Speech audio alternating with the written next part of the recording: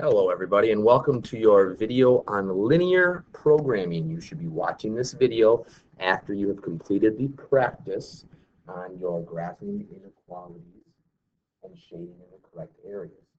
So with linear programming, we're going to be using a lot of the same information that you just did a bunch of practice on. So this is where you're going to need your yellow note sheet. You're going to be filling in that yellow note sheet along with what you're watching in this video. So our objective today is to set up and solve an optimization problem involving systems of linear inequalities. Same thing you did in your homework that you just finished, using linear programming as a graphical method of solving optimization problems. What that means is we are solving minimum and maximum problems. So linear programming actually has two characteristic traits: a system of linear inequalities that must be satisfied simultaneously. So we are going to have a lot of different factors that are playing into each one of our situations, and we need to see which of these all are together are satisfied or are part of our final answer. They're all having to be in some way, shape, or form a solution. The second part is the objective function must be minimized or maximized. So we're going to have one equation we are plugging points into, and we're going to see which one of those equations or what point we plug in there is going to give us our minimum or our maximum for that particular example. So we're going to start out with not a word problem, just a basic minimization problem. So you see on your sheet it says minimize and then z equals 2x plus 3y. That essentially is your objective function right here.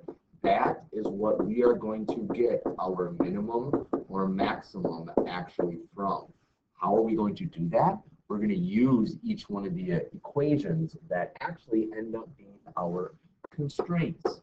So we have certain limitations, especially once we get to these word problems, where we can only graph in certain areas. Sometimes you can't have negative values when you're graphing some of these situations.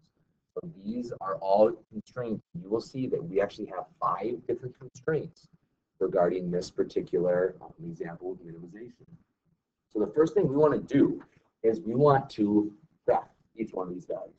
So each one of these equations I'm going to put with a different color. So I'm first going to graph y is less than or equal to 5. So if you remember from your graphing example, that means you are going to have a horizontal line on your 5.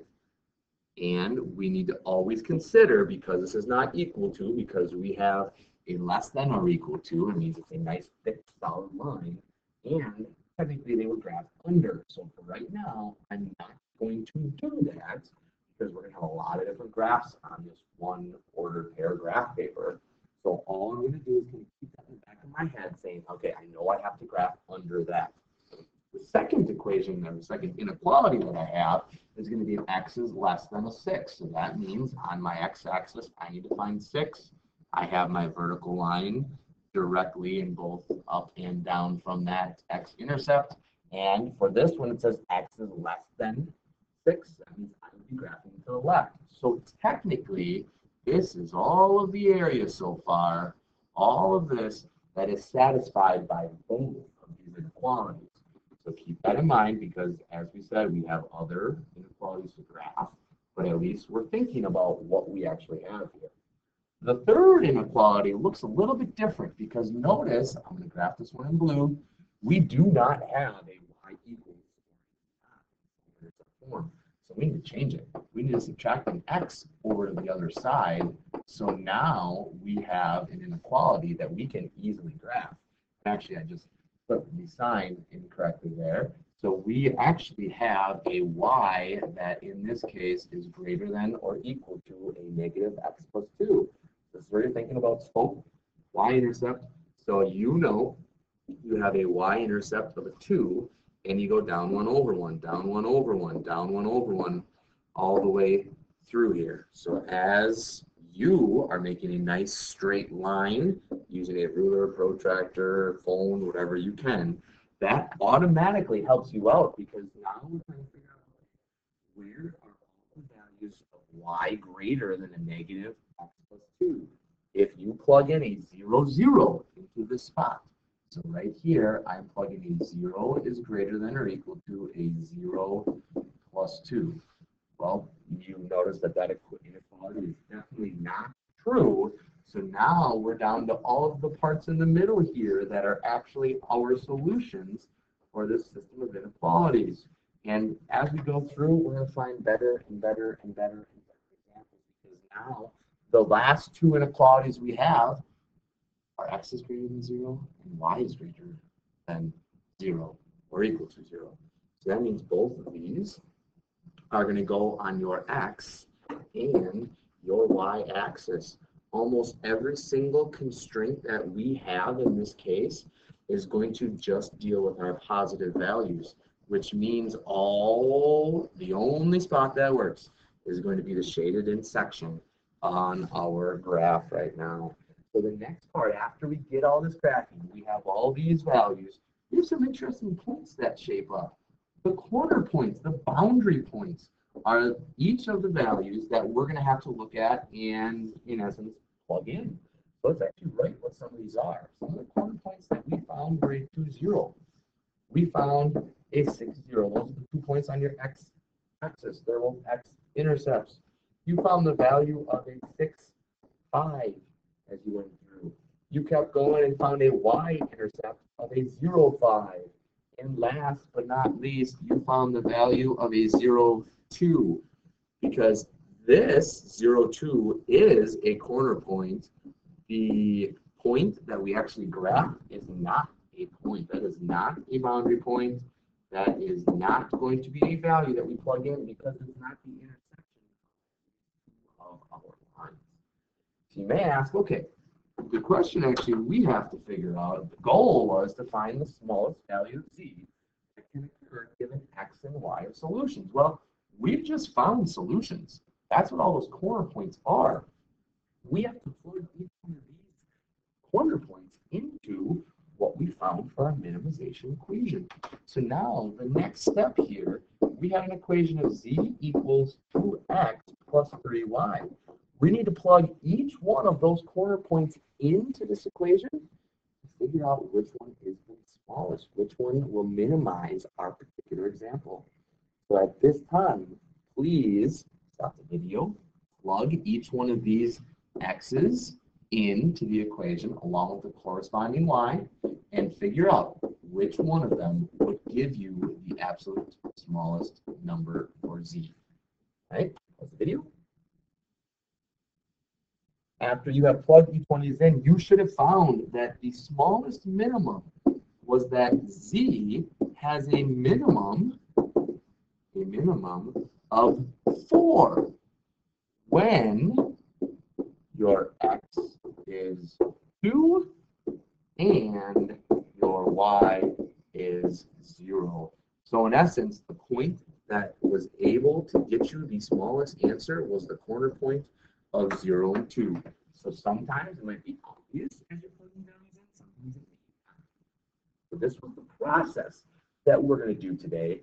And now the only difference is going to be word problems that are associated with each one of these. The first word problem manufactures radios and CD players. The manufacturing plant has the capacity to manufacture at most 600 radios and 500 CD players.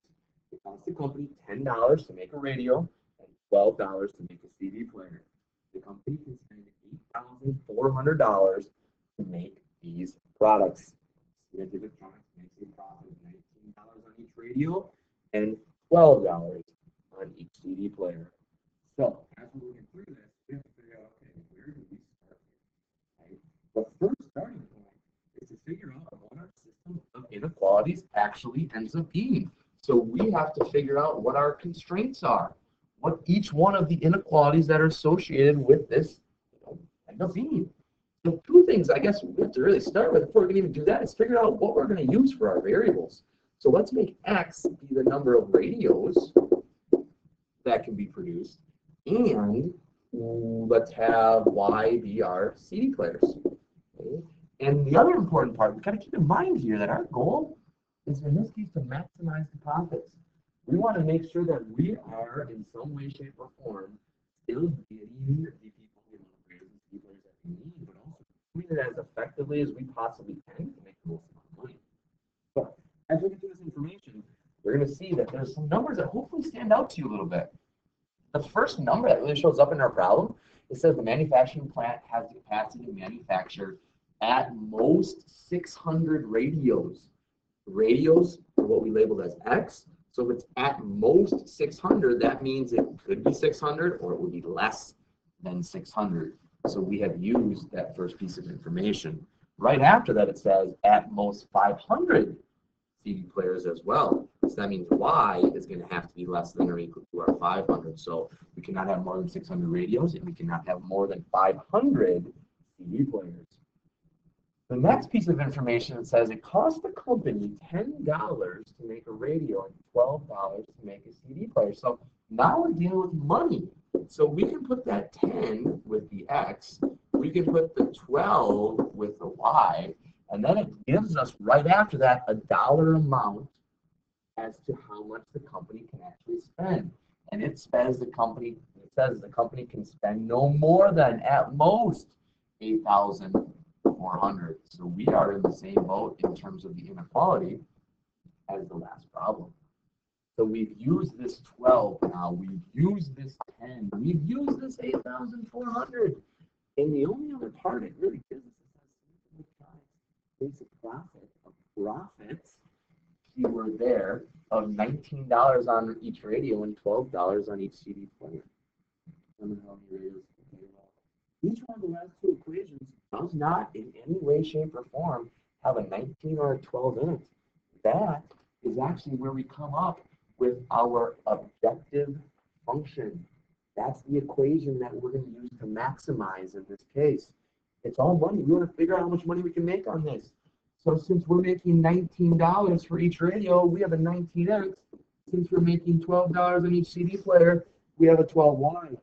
That equation, when we plug points in there, is going to give us our profit, the actual amount of money we make. You might be wondering, where in the world do our two other inequalities come from? Well, can you make a negative amount of radios? Can you make a negative amount of CD players? Hopefully you answered no to that question. Okay? Because we have to have a positive value. We have to have a positive value of Y. We could have 0. One of these could definitely be making all radios and no CD players or the other way around.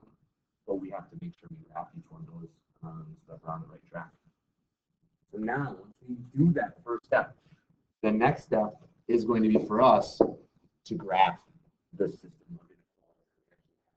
So as we're graphing, you can see we have 5 inequalities to graph. Some are maybe a little bit nicer than others, but our point is still that we're graphing each one.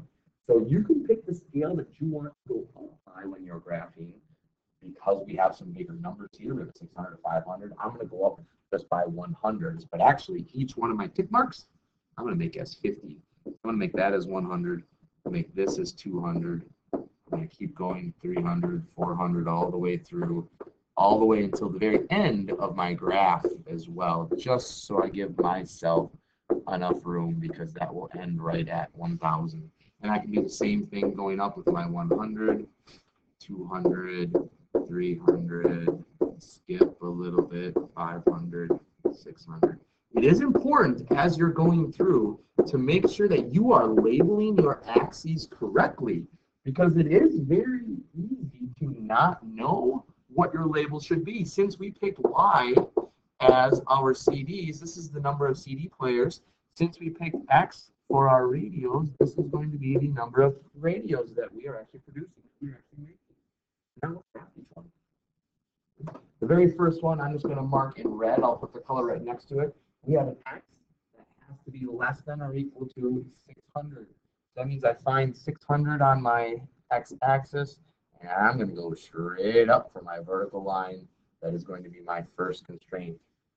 The next constraint I will do in green here, and that is going to be my Y is less than or equal to 500. So now I'm at a 500 marker. I'm going straight across. So if you're thinking about the less than, the equal to, the signs that we have there, both of these would require us to be under the green and left of the red. But now we come across a different equation here, the one that I have in blue that actually has some calculations that we need to figure out, because we need to get that that y all by itself.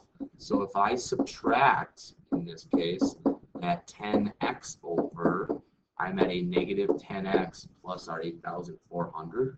And I need to go through and I need to divide now by 12. Remember, if you divide by a negative on any problem, in any way, shape, or form, you have to switch your sign. So we end up with a y that is less than or equal to a fraction of a negative 5/6 added with our 700. So that's the inequality that we actually have to graph in this case.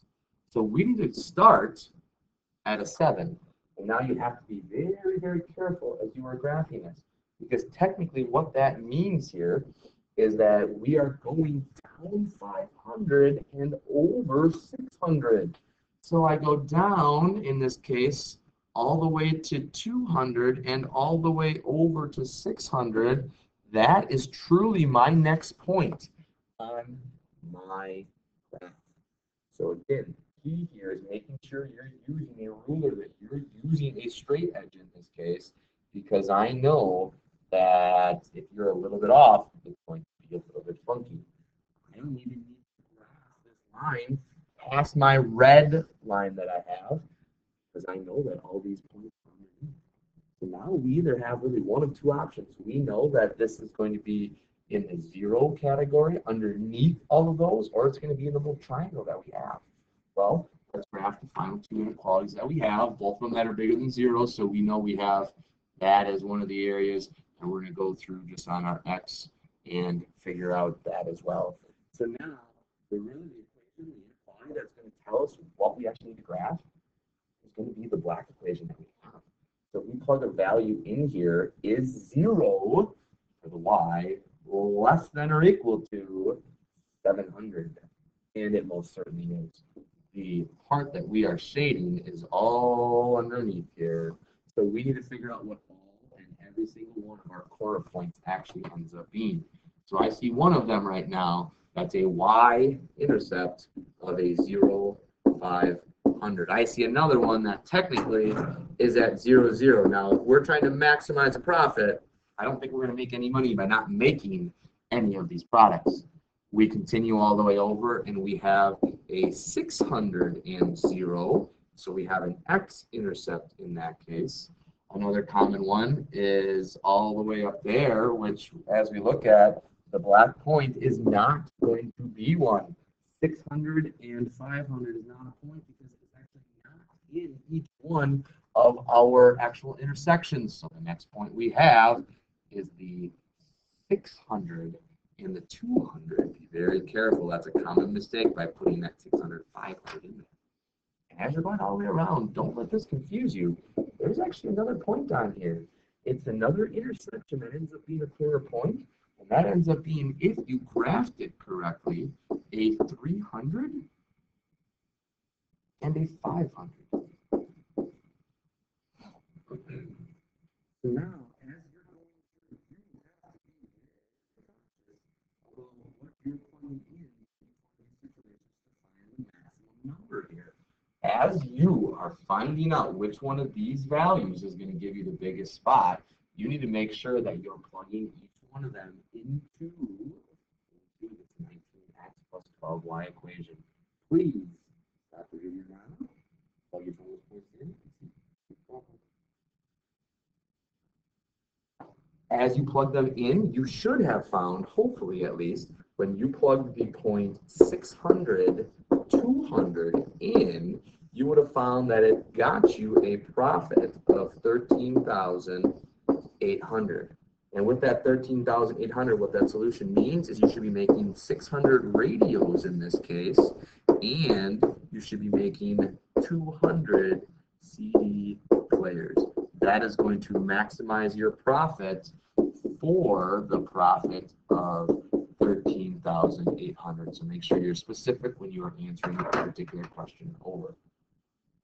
All right, there's going to be one more that we're going to work through here, and we're going to make sure that we're all on the same page. Now, you want to see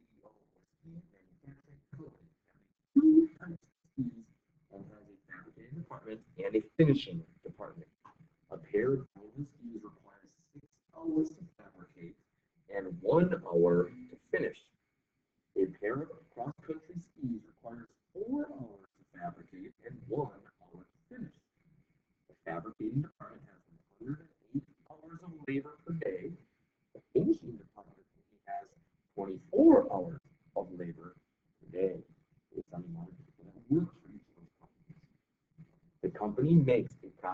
$40 on each downhill ski and a profit of $40 on each cross-country ski. Our goal is to figure out how many of these types of skis we made to order to maximize the profit. So again, we're trying to get the most amount of money we possibly can if we're going through. So constraints. We're looking through here. We need to make sure that we are taking into consideration all of the information. So the key here is we have two types of skis. X, let's put as our downhill ski. Let's put Y as our cross-country ski. So all of the information that we put next to X should relate to downhill skiing. One of the toughest parts of some of the problems is making sure that you are on the right page and that your constraints all match up. So we have some information that talks about just fabricating and just finishing. So this first inequality that we're going to put down, let's look at the fabrication part. So I have, in this case, the very first piece of information says it's 6 hours to fabricate downhill skis. Well, it also tells us that it takes 4 hours to fabricate the cross-country skis. Well, how many hours do they actually have to fabricate? 108. So that means we have a 6x for the downhill plus our 4y for the cross-country has to be no more than the 108 hours that they actually have total per one day. We need to think of the same type of information, but now we're thinking about just how long it takes to finish the skis of each kind. So it tells us that it takes 1 hour to finish the downhills, and it actually takes only 1 hour to finish the cross-country. They only have 24 hours because they don't need as many people to work on those per day. And if you look at the rest of the information, that's it.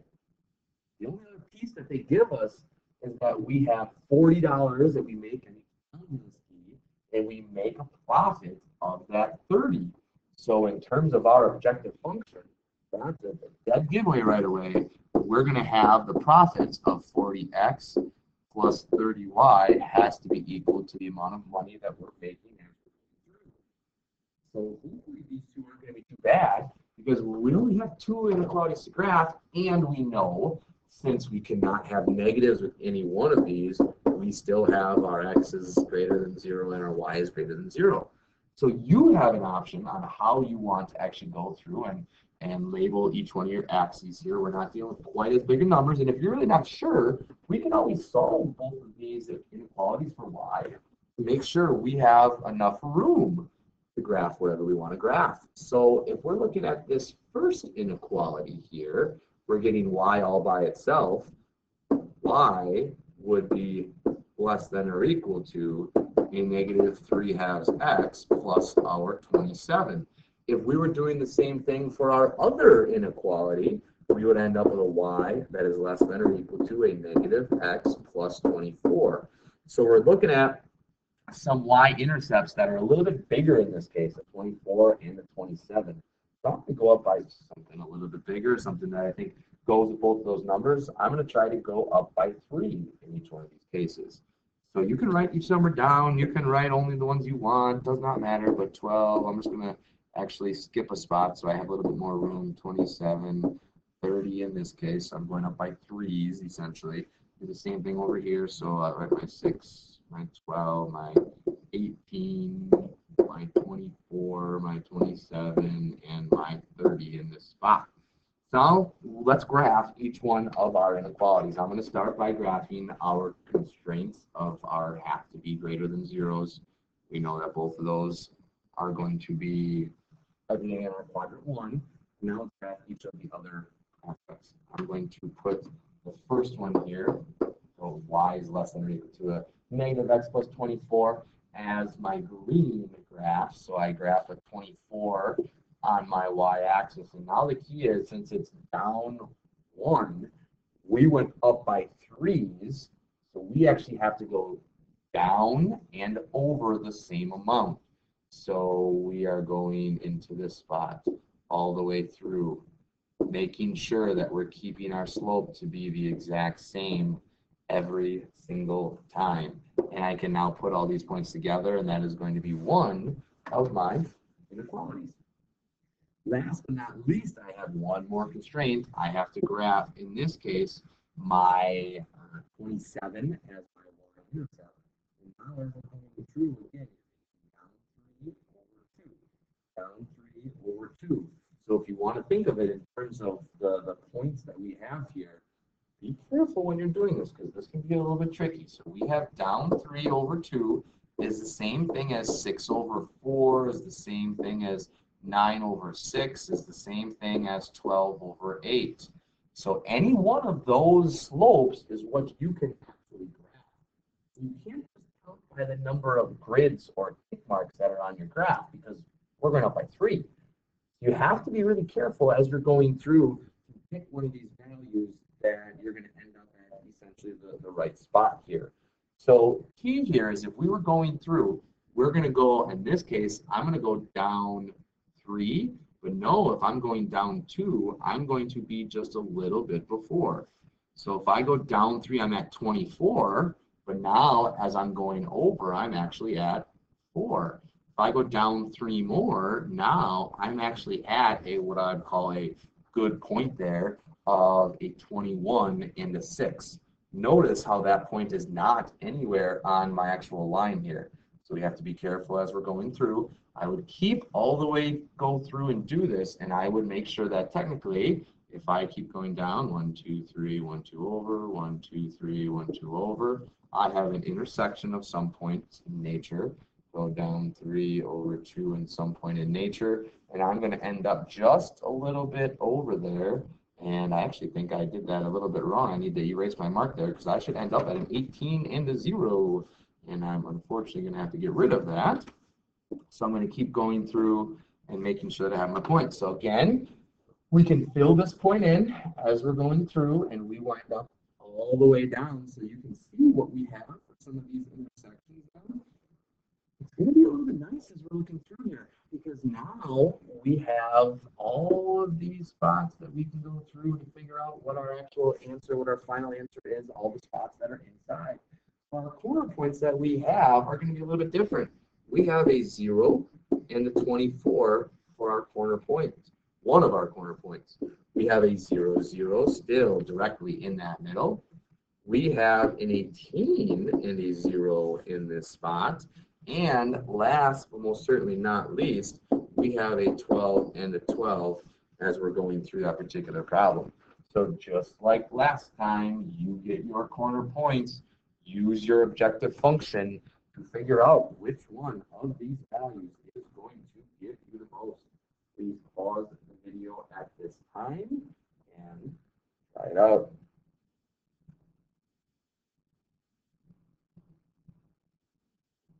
As you're going through, hopefully you were doing your calculations and found that your biggest value is going to actually be the only one that doesn't have a 0 in it. So your solution would be your 12 and 12, so you need to make 12 of each one of these. So the solution that you have would be making 12 of your downhill skis and 12 of your cross-country skis for that total profit of $840. Now that you have watched the video, you take notes, you figured out some different things in regards to your linear applications, you can start your linear applications worksheet. Be careful when you are graphing that you are picking the correct inequalities, checking your constraints over, plugging your corner points into your objective function, and then figuring out what maximizes or minimizes your problem.